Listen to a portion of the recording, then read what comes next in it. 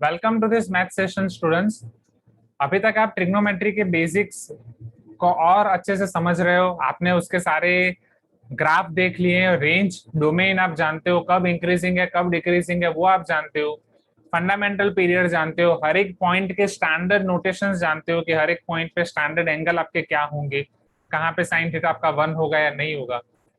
इसके बाद वाला आपका नेक्स्ट टॉपिक है, दैट इज कंपाउंड एंगल्स। अब हमें ट्रिग्नोमेट्रिक रेशियोज पढ़ने हैं फॉर कंपाउंड एंगल्स, वो मैं आपको बताता हूँ। So this is your next title, trigonometric functions for compound angles.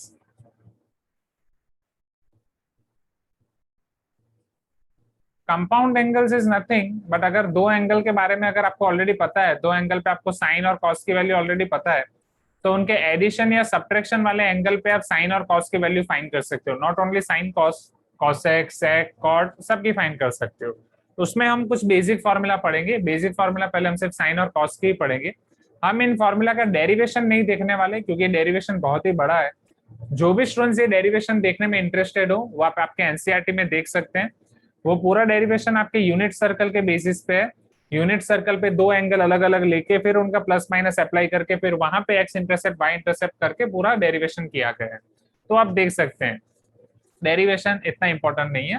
Now जैसे साइन के लिए कंपाउंड एंगल आपके बन जाएंगे साइन ए प्लस बी, साइन ए माइनस बी, जहां पे ए और बी आपके स्टैंडर्ड एंगल्स होंगे जिनके लिए आप ऑलरेडी वैल्यू जानते हो। स्टैंडर्ड एंगल कौन से? 0, 30, 45, 60, 90। Are you getting my point? जिसके लिए आप पूरा वैल्यू टेबल जानते हो, राइट। अब मान लो उन दोनों को कंबाइन करके, जैसे 30 और 15 को कंबाइन करके आप 45 बना सकते हो, वो तो ऑलरेडी आप जानते हो, राइट।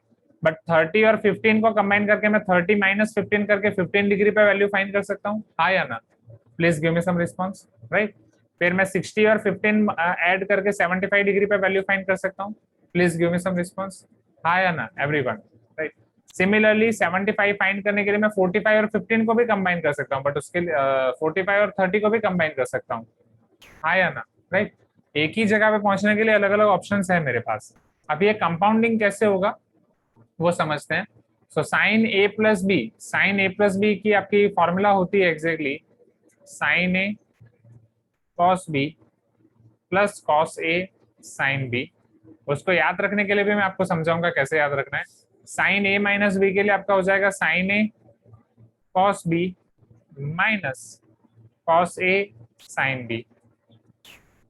फिर हम ये सेम फॉर्मूला आपके कॉस ए प्लस बी और कॉस ए माइनस बी के लिए देखेंगे।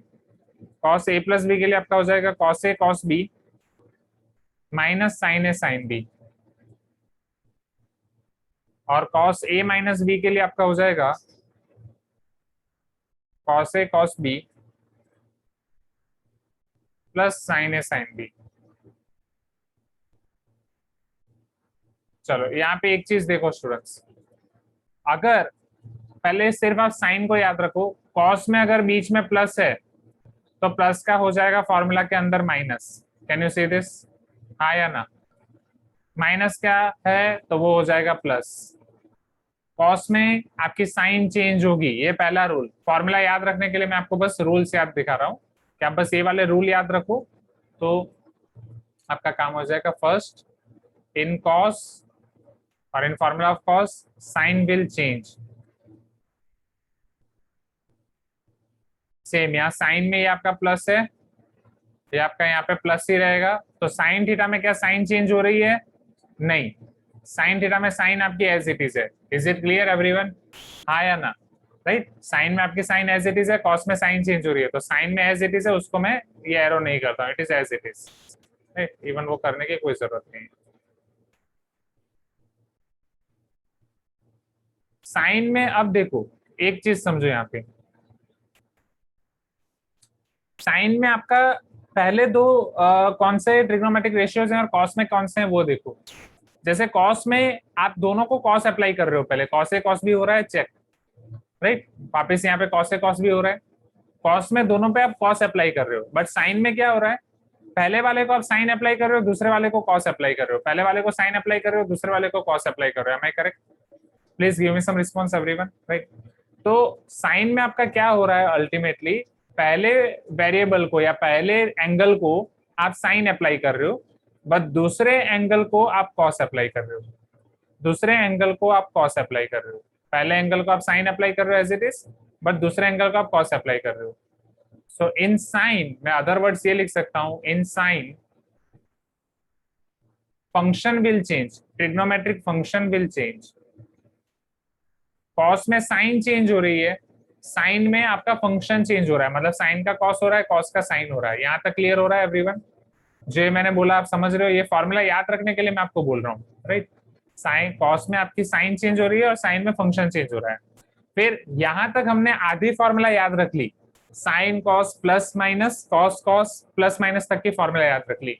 अब इसके बाद थर्ड स्टेप में आपका क्या हो रहा है, इन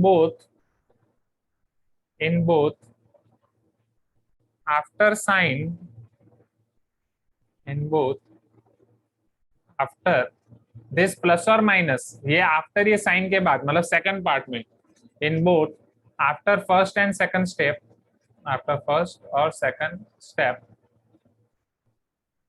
चेंज बोथ फंक्शंस, दोनों फंक्शंस को चेंज कर दो। जैसे पहले ये वाला समझो, कॉस का हम क्या चेंज कर देंगे, कॉस का साइन हो जाएगा, दोनों जगह पे कॉस ए कॉस भी है, साइन ए साइन भी हो गया, यहाँ पे भी कॉस ए कॉस भी है, साइन ए साइन भी हो गया।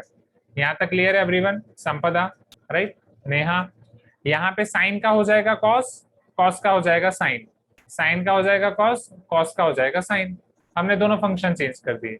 Is this clear everyone? ये याद रखने के लिए रोशनी, प्रज्ञा, अनन्या, अभिलाष, हर्षन, नेहा, Yes, स्निग्धो, सुहास, वरुण, ये चीज क्लियर है एवरीवन, राइट? ये आपके हो गए trigonometric functions for compound angle. Compound angle के लिए बस आपको यही याद रखना है, राइट? इसके अलावा और फॉर्मूला है, tan a plus b, tan a minus b की फॉर्मूला भी है, बट वो हम फिर क्वेश्चन में करेंगे, कल वो वाले क्वेश्चन में करेंगे, फिर फॉर्मूला बुक में लिखेंगे। अभी के लिए इतना। यहाँ तक क्लियर है स्टूडेंट्स, राइट? इसे नोट डाउन कर दो क्विकली।